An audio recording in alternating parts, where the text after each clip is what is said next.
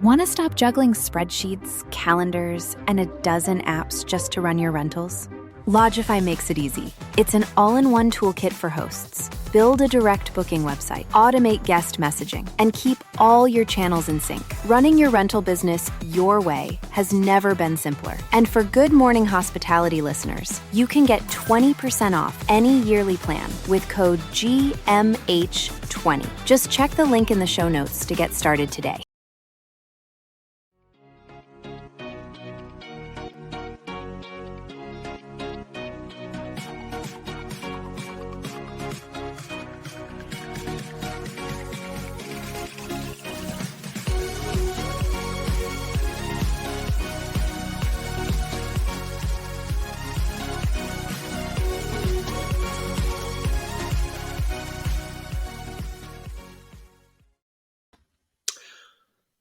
Boom.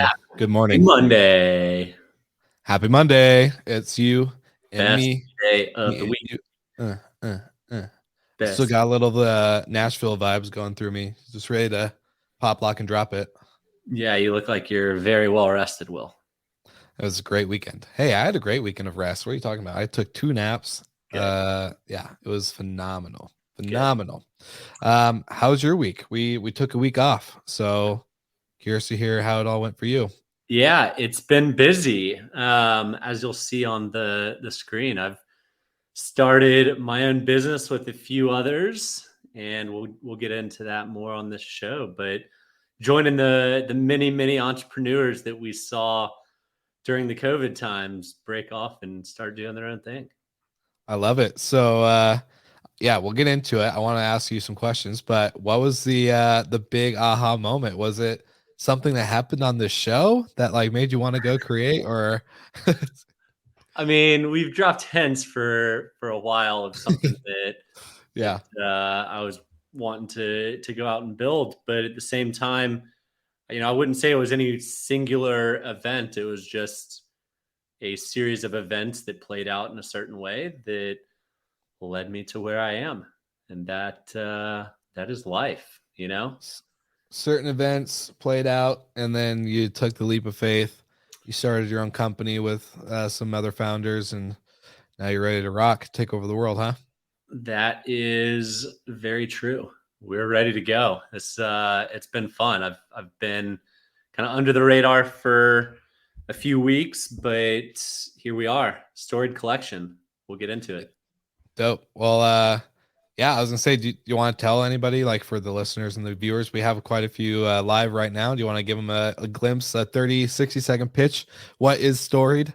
Yeah, so we're building a collection of castle, chateau, and manor house hotels, primarily across UK and Ireland to begin, hopefully pan-Europe afterwards. But starting out as a collection, we're going to start acquiring several of these properties ourselves later this year, early next, and then going to build a soft brand out of the collection and out of the hopeful successes of the ownership that we have.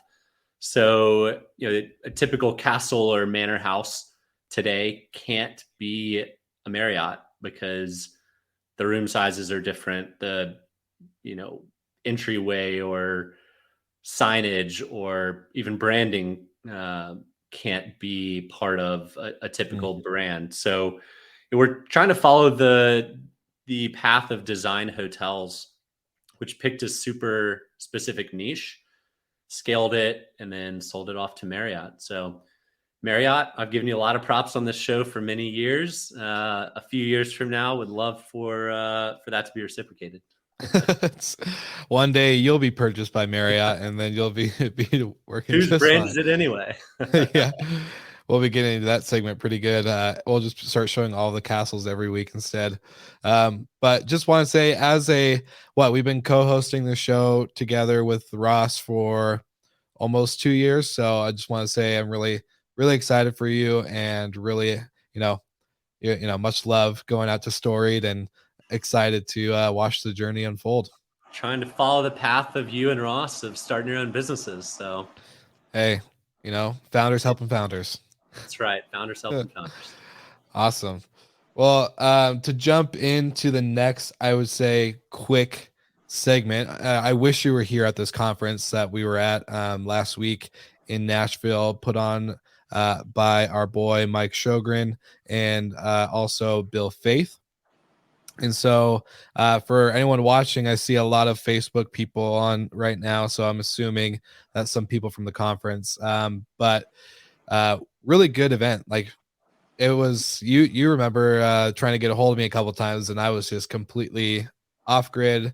Not off grid, you're in Nashville, but just completely sucked into the energy in the room. It was really awesome to be with everyone in person again.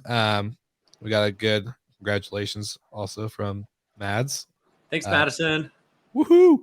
But no, it was just a killer experience, and knowing that how VRMA is, and this is not at all a massive jab to VRMA, but it kind of is in some way, that there was so many new and hungry and really creative operators that had joined short-term rental industry through co-hosting, through buying their own property, through helping a friend or a family out, and using Airbnb as a proper tool, and not creating their brand on Airbnb, but really just saying, okay, this is a barrier to entry.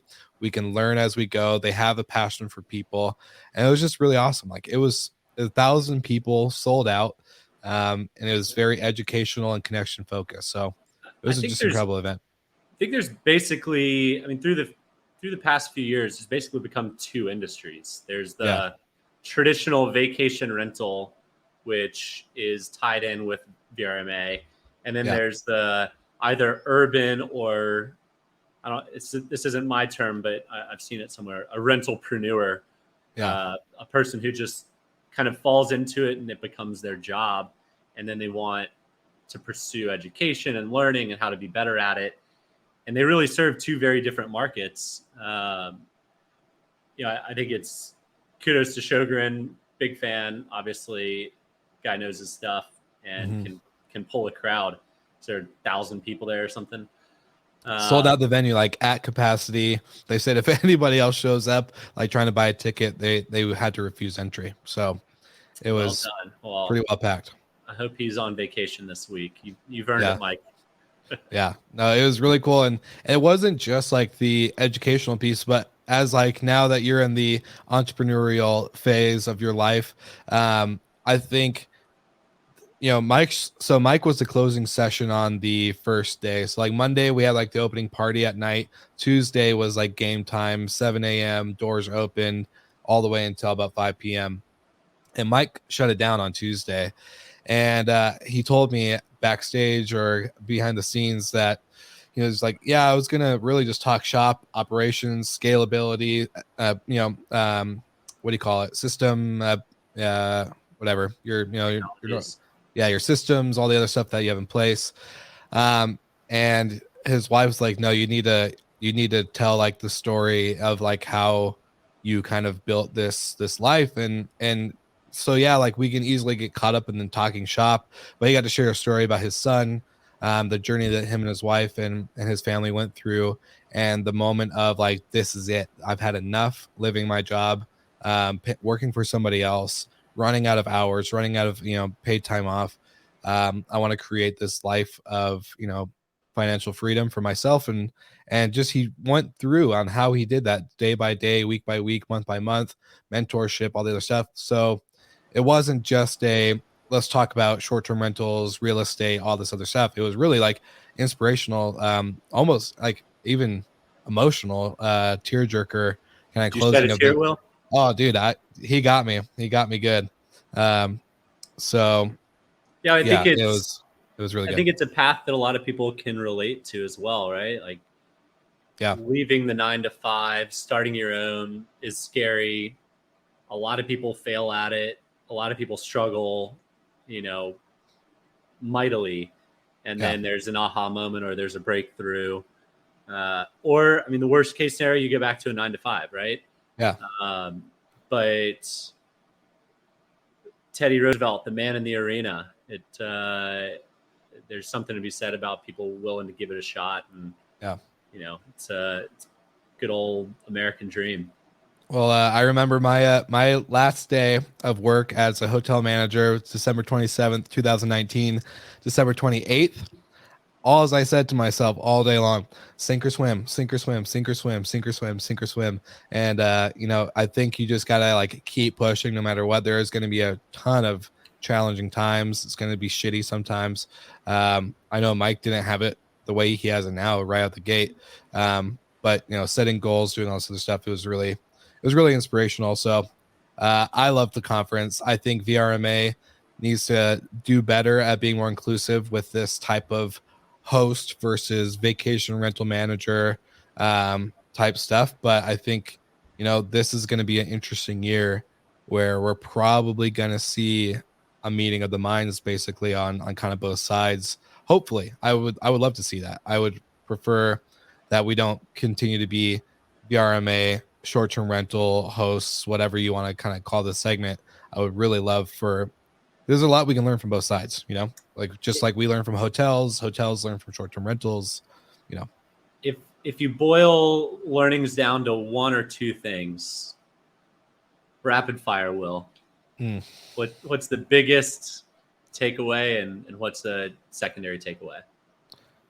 I would say that the boiling down, the number one thing I took away from it was online we see a lot of people that are either strictly co-hosting or like management model, right? They do a rev share with the owner, or it's just arbitrage, or it's just they own. I saw like everybody in the room was a mix of everything. There was like, oh, I have one arbitrage unit that we're trying out, I own two, and I co-host five. Like, okay, like they have a spread portfolio. And for me, I've never kind of looked at, like, I've always been told or kind of thought like you need to pick one.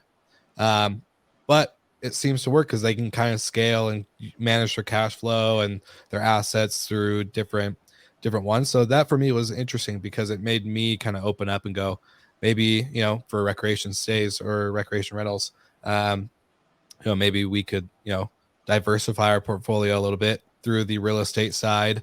That, I just never thought we'd ever go down, but I wasn't there, but just getting a takeaway on that takeaway, to me, it tells me that it's still very early days in the industry. And the fact that, like, we've been at it, short-term rentals has been at it for a long time, but I like to peg the founding of Airbnb as kind of the start of short-term rentals. It's not, don't yell at me, I know, but that's kind of when it became more mainstream. Mm-hmm. And, we've been at it 10, 12 years, but people are still trying out new models and testing new things. And, I've been saying for probably 5 years that owner operators the best way to go if you have the capital.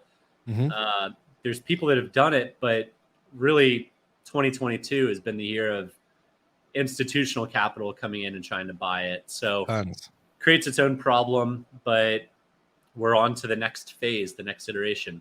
Master leasing wasn't really a thing. I was part of it at Rented in the very earliest days of master leasing short-term rentals. 100%. But, business models are better or worse in different economic environments. So master leasing, any arbitrage, the window closes. Arbitrages aren't open forever. That's why they're called arbitrage. If they were, then, I guess good for whoever's been exploiting it. But, buying just 2 months ago, you could buy a new car and turn around and sell it for $10K more than you bought it for. But that window's closed now. It didn't last very long. And so it's interesting. The best way for the past 5 years, in my mind, was owner operator. But now we might be getting towards where that's not the best way, with interest rates continuing to rise and costs of homes continuing to rise as well. So all windows and business models have a life cycle. Well, and one big thing I noticed too is that when it comes to tech stacks, vacation rental management companies are on the heavy side because they have to be. Like, they're dealing with big homes and probably spread out through multiple different locations in maybe one state. But the like co-hosting short-term rental arbitrage, master lease side. Like they have a little bit of tech, smart locks, most likely a breezeway, some kind of channel management because they're all, and I don't think anyone there was just on Airbnb. I think they had a mix of Vrbo and other platforms, but like property management software, access control like Operto or Remote Lock or like all these types of stuff that was not there. So like there's a Noise Aware was popular in the room in the sense of like they would have like in 1 or 2 units, but they wouldn't have them in all. So it was like, okay, interesting. Like to me, it was just, trying to figure out like, why are people not using Safely? The number one thing I kept hearing people were like, oh man, my linen, going through linen all the time and going through this. I'm like, you got to get these products that are helping you. Like, there's some easy research, and not to do like a shameless plug, but I was like, go to hospitality.fm, search these topics and find where these content is coming from, because there's tons of resources there. And so shameless plug. Yeah, shameless plug. But it was like, at the end of the day, that's why we built it, right? It's like we want it to be a hub where it's like you have a question about housekeeping, about insurance, taxes, accounting, whatever. Like you can go find some kind of dedicated resource. So yeah, it's very interesting. Well, circling back to a little bit of news, since we were skipping our segments this week. I mentioned all business models go through their ebbs and flows. Mm-hmm. And last week was a pretty rough week for one of the biggest master leasing companies out there, Sonder. They're down, I think, 88%. It's definitely north of 80. I think it's 88% since listing. And last week, my heart goes out to the 20% of their staff that was laid off. It is very, very normal for a company about 6 months after the IPO to start doing layoffs because the street starts putting pressure on them. And, I would keep my eye out if I was an employee over at Vacasa, because they're on a similar trajectory. But ultimately, that could be, we talked about at the top of the show, a catalyst of things that kind of come together that push someone to go start their own business. It could be that the next, 10 best short-term rental companies come out of people that were cut from Sonder or maybe cut from Vacasa. So I think some companies will capitalize on it and get better because they can hire some of these people that were laid off. But at the same time, it hopefully will be a catalyst for a lot of people that wanted to go start their own business to actually take the learnings that they've amassed and go put them to use. 100%. And they probably see the gap, right? Like where's Vacasa, where's Sonder, where are they failing? How can we create something, whether they're technical, like a technical co-founder, or maybe more a visionary that can find the right people and put them in the right place to do that. That's where, again, I'm reading this book. I'm slowly reading this book, I should say. I think I've had this book since Cancun. But the Super Founders book is just basically going through like these companies that are, either 100 million plus. No. Super Founders. This is called The Founders. It's the story of all of the founders and early stage employees of PayPal. And just the 8 or 10 people that went on to go have their own unicorn after that. Yeah. Well, it's kind of like that, but in a more of like, all right, what's unicorn sense. It's not just like where he kind of analyzes what makes them successful. Did they go to like a proper college? Were they, college dropouts? Where they do a deep analysis, and then they like compare it to 200 other founders in different industries and segments. It's pretty interesting. But he's like kind of, I know you got a point, but is going through that, like a lot of people like from LinkedIn have, they left LinkedIn and created a bunch of backend supporting software. You probably would never know the name. You never know the name, but they're 100 plus, maybe $1 billion company. And all because, like you said, the catalyst of like, they saw the backend working, they develop a product internally. Wheelhouse from Lyric is a great example. Like they built that Wheelhouse while they were operating Lyric. Lyric shut down. Guess what? They spun that off. And plug for another company. D Travel is started by former Airbnb, former Expedia, former Booking people. They're literally taking the learnings from all of these major platforms and building the next major platform. I think a catalyst there was COVID, and a lot of people got laid off.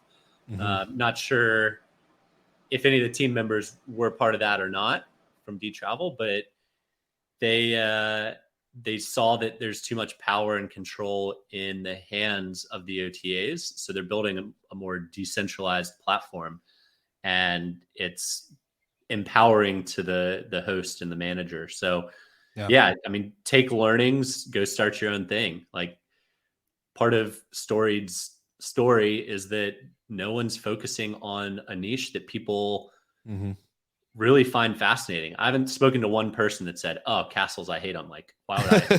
I would never want to stay in one of those. Like, that's a terrible idea. But if you crack in a step or two deeper, you've got like the second property that I spoke to. I did the research on. It's called Fenton Tower in Scotland. Spoke to the GM, and before the call, I realized that my 13th great grandfather was the owner of this place, and just like crazy fortune or whatever, like this was the second property that I spoke to. So super cool. And then, speaking with another colleague of mine who his dad passed away when he was in college, and he wanted to find more about his dad and his heritage and all of that. And he tracked it back to a small town in Ireland. And there's a manor house of his family from way back when. And he's gone there and stayed there 3 times since his dad has passed about 10, 15 years ago. So, there's really cool connections that you can see that I think the big platforms and OTAs miss, and the big brands kind of miss because they're just pushing heads in beds, and they miss the story altogether. And the story is what people remember. When people have told me they've stayed in a castle, I ask them which one, and they can't tell you, but they can always tell you a story that they learned about that property. So hashtag you just got storied. That's right. That's where the name comes from. So it's I think that's a gap in the market. And then people like to travel in niches, countryside, experiential, Instagrammable. Like, this segment checks it all off. So, glad to say we just signed one of the biggest ones this morning, Ashford Castle in Ireland. So exciting morning for the team over here at Storied. But it's off to the races. We're going to be launching this fall, and we can do a big old campaign coming up. I'm super excited, and it's super cool. Because this is all for everyone listening or watching. This has all been talked about for months behind the scenes. Like, it hasn't just kind of like, oh, Michael started Storied and here we go. But it's going on for months behind the scenes. And the coolest thing about it is that, the fact that our businesses focusing on niche categories, right? Like, this is very unique. And I think, I hate the term riches and niches, because I think that can be over, it's a pretty term that everyone thinks that they start a super specific business in a super specific niche that's going to be hugely successful, which I don't agree across the board. But I think if you get a broad enough category that does have some kind of specialty to it, that itself can be really, really cool. I mean, we're under no illusion that we're a $1 billion business. There's not that many castles out there. But it is plenty large to be a $100 million business.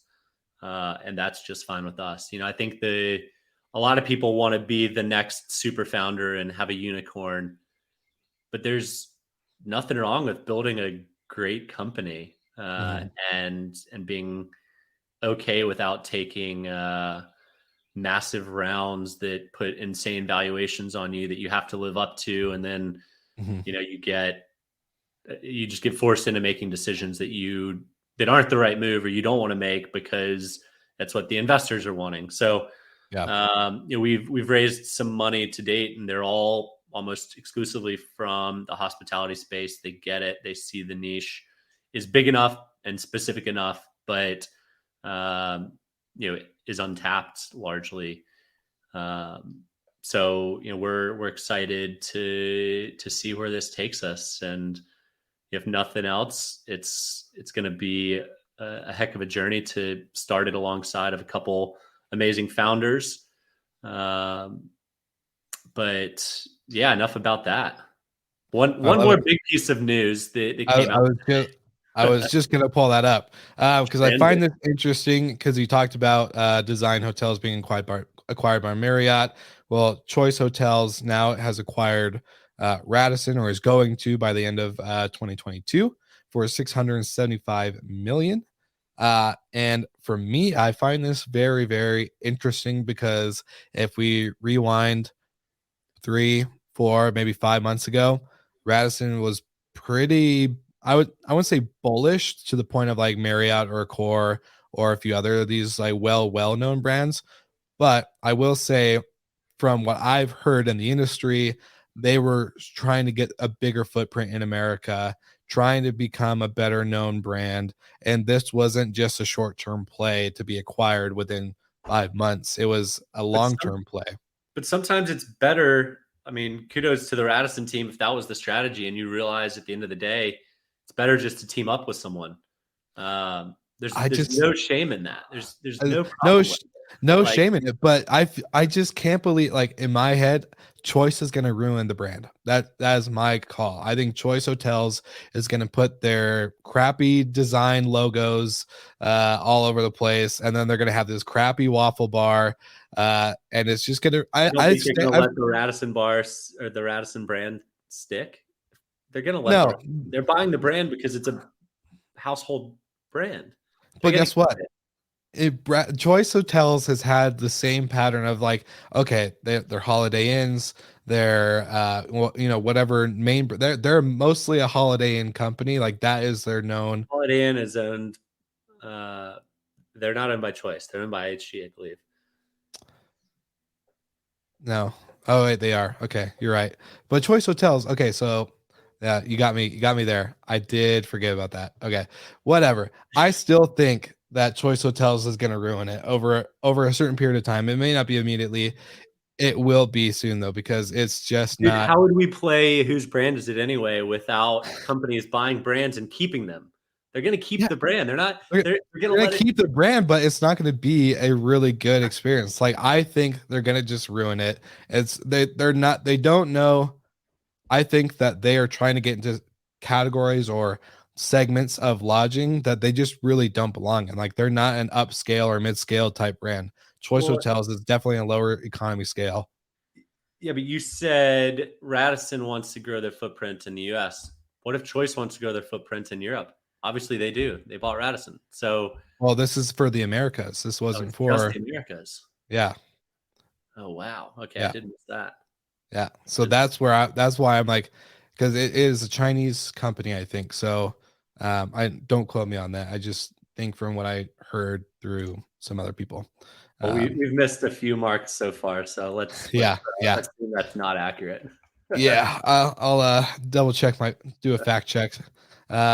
But I don't know. I'm just not a fan of Choice. I think that they're trying to get into segments that they don't really belong. They're definitely an economy scale brand. They're not a mid or upper scale.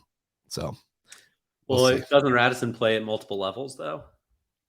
Well, like, you have Radisson Blue, Radisson Red, and I don't remember what other colors. I think there's Radisson Green.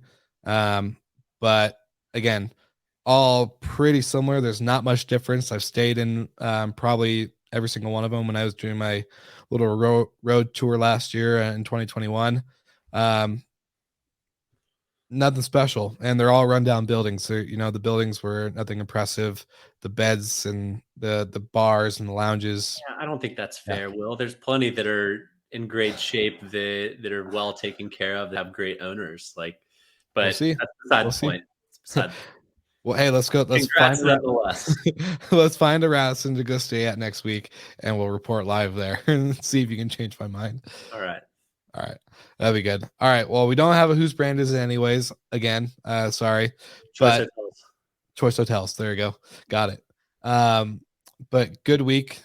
Really exciting. So I guess my last final thought, if you didn't attend the STR Wealth Conference last year, you need to attend it this coming up year in 2023. They haven't announced the venue, but they got enough feedback that they're going to do it again. So hopefully that will happen and we'll see everyone there. Congratulations, Mr. Goldin, on Storied. Very excited to watch the journey and to continue to discover what you guys discover through this growth and through this business. Well, we'll be transparent to the audience at every step that we can be. So the listeners are along the journey with us. Amen. Well, that's it for Good Morning Hospitality, and we'll see everyone again next week.